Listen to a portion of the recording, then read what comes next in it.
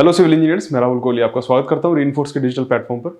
दोस्तों, आज का जो सेशन होने वाला है वो हमारा जितने भी रेजिडेंशियल प्रोजेक्ट होते हैं, कमर्शियल होते हैं, इनमें कौन कौन सी मशीनरीज यूज की जाती है उसके बारे में होने जा रहा है। तो दोस्तों, सेशन को पूरा देखिएगा। तो दोस्तों, वीडियो स्टार्ट करने से पहले मैं आप लोगों को एक चीज बता देता हूँ कि हमारा रीइंफोर्स का एप्लीकेशन है वो बहुत ज्यादा अपग्रेड हो गया है। इसमें फ्री कंटेंट भी आ चुका है।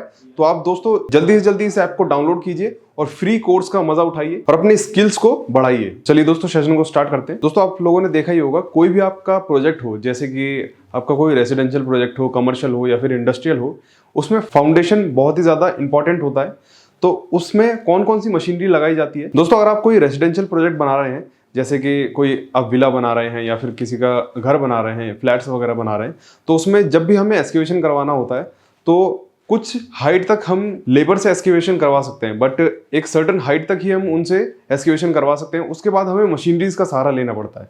तो उसमें सबसे पहले कौन कौन सी मशीनरीज लगती है, तो चलिए दोस्तों इसको देख लेते हैं। सबसे पहले हमारे पास जेसीबी होती है, जैसे कि आम भाषा में उसको जेसीबी बोलते हैं, बट जो उसका टेक्निकल नेम होता है वो होता है बैक होल लोडर। तो उससे भी हम एक्सकेवेट कर सकते हैं। उसका जो बैक बकेट होता है हम उससे भी एक्सकेवेट कर सकते हैं। और उसी के बैक बकेट में एक अटैचमेंट होती है जिसको हम रॉक ब्रेकर बोलते हैं। जैसे कि अगर आप कोई एक्सकेवेशन करवा रहे हैं तो वहां पर अगर कोई हैवी स्टोन निकल जाता है तो उसको तोड़ने के लिए हमें रॉक ब्रेकर का सहारा लेना पड़ता है। तो इससे होता क्या है, जितना भी हमारा कोई हार्ड स्टार्टर कहीं पर मिल जाता है, जैसे कि कोई हार्ड स्टोन है, तो उसको इजीली ब्रेक कर सकते हैं और आसानी से उसको निकाल भी सकते हैं। और थोड़ा सा अगर हम आगे चलते हैं, जैसे कि अगर कोई राफ्ट बनवानी है या फिर कोई और बड़ा प्रोजेक्ट बनवाना है, तो उसमें दोस्तों एक मशीन और यूज होती है जिसको हम हाइड्रोलिक एक्सकेवेटर बोलते हैं, जिसको आप लोगों ने पोगलेन के नाम पे भी सुना होगा, कैटरपिलर के नाम से भी सुना होगा। तो दोस्तों ये क्या होता है, ये एक ही जगह रह के 360 डिग्री में आपको एक्सकेवेट करके दे सकती है। तो ये उससे ज़्यादा पावरफुल होती है और ये क्या है, इजीली कहीं पर भी जा सकती है, क्योंकि इसके जो टायर्स होते हैं, इसमें आपके रबड़ के टायर नहीं होते, इसमें चेन सिस्टम लगा होता है, जैसे कि आपने आर्मी के टैंक्स वगैरह में देखा होगा। तो इसमें भी वही फंक्शन होता है और ये 360 डिग्री में घूम सकती है। और 360 डिग्री घूमने के साथ साथ ये वहां पर एक्सकेवेट भी कर सकती है, कोई सामान इधर से उधर ले जाके रख भी सकती है। फिर आता है दोस्तों हैवी कंस्ट्रक्शन। जैसे कि हैवी अगर मैं बात करूं तो आपको मान लीजिए कोई बहुत बड़ी बड़ी बिल्डिंग बनानी है, तो वहां पर आपके पाइल फाउंडेशन का यूज होता है। तो दोस्तों, पाइल फाउंडेशन में कौन सी मशीन लगती है, आपका एक मशीन आती है जो कि पाइल फाउंडेशन के लिए बहुत ज्यादा बेस्ट मानी जाती है। इसमें क्या होता है दोस्तों, एक ड्रिलिंग कटर होता है, जैसे कि आप लोग वीडियोस में देख रहे होंगे। तो इसमें क्या होता है दोस्तों, एक कटर होता है जिससे कि पाइल आप वहां पर बोर कर सकते हैं। तो ये बहुत ज्यादा हैवी इक्विपमेंट होता है, मैट मशीन, और ये कम से कम यूं मान लीजिए कि बहुत ज्यादा गहराई तक ये पाइल ड्रिल कर सकता है। जैसे कि मान लीजिए अगर ब्रिज का कोई काम चल रहा है तो कम से कम उसमें 80-80 मीटर तक पाइल भी चली जाती है और ये आराम से उस पाइल को ड्रिल कर देता है। दोस्तों, ये तो हो गया फाउंडेशन की बात। इसके बाद जो मशीनरी आती है वो आपके फाउंडेशन के थोड़ा ऊपर लेवल से आती है, जैसे कि प्लिंथ लेवल से स्टार्ट करते हैं। अगर आपको कोई रेजिडेंशियल प्रोजेक्ट बनाना है तो उसमें दोस्तों आपके जो छोटे मोटे जितने भी आपके मशीनरी लगती है, तो उसमें सबसे पहले आता है आपका कंक्रीट मिक्सचर। कंक्रीट मिक्सचर आपने देखा होगा कि एक छोटी मशीन होती है, उसमें दोस्तों एक राउंड बकेट होती है।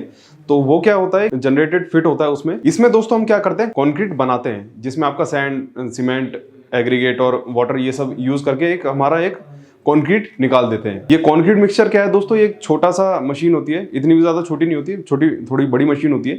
इसमें क्या होता है दोस्तों, जहां पर भी हमें कहीं पर छोटी मोटी जगह पर हमें कंक्रीटिंग करनी है तो हम इसका सहारा ले सकते हैं, जैसे कि आप फोटोज में देख रहे होंगे। इसके बाद आता है दोस्तों हैवी कंस्ट्रक्शन में, जैसे हैवी अगर आपको कोई स्लैब बिछानी है तो इसके लिए दोस्तों आप कंक्रीट मिक्सचर का यूज नहीं करोगे, क्योंकि इसमें क्या है, मैनुअली बहुत ज्यादा टाइम लग जाता है।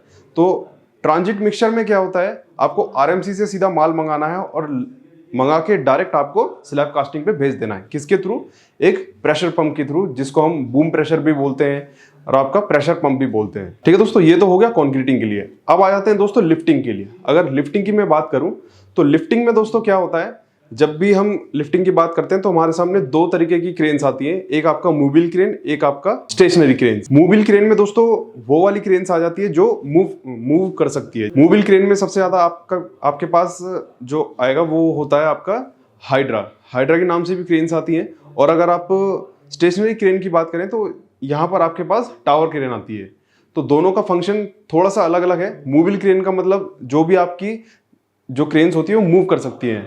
आपने हाइड्रा देखी होगी कि उसमें टायर फिट होते हैं, एक इंजन लगा होता है, जिससे कि वो मूव हो सकती है कहीं पे भी, इधर से उधर कोई भी सामान ले जा सकती है। बट जो आपका टावर क्रेन होती है वो एक ही जगह फिक्स रहकर आपका 360 डिग्री में कहीं पर भी सामान पहुंचा सकती है। इसका बेनिफिट क्या होता है टावर क्रेन का, ये हैवी इक्विपमेंट्स या फिर कोई भी आपका हैवी वेट वाला जितना भी सामान होता है साइड पर, जैसे कि आपके ब्लॉक वर्क ले जाने हैं, ब्रिक लेके जानी है, सरिया लेके जाना है, या फिर बहुत कोई भी इक्विपमेंट लेके जाना है, तो वो इजीली एक जगह से दूसरी जगह वो उठाकर रख सकती है। फिर आ जाते हैं दोस्तों लॉजिस्टिक में।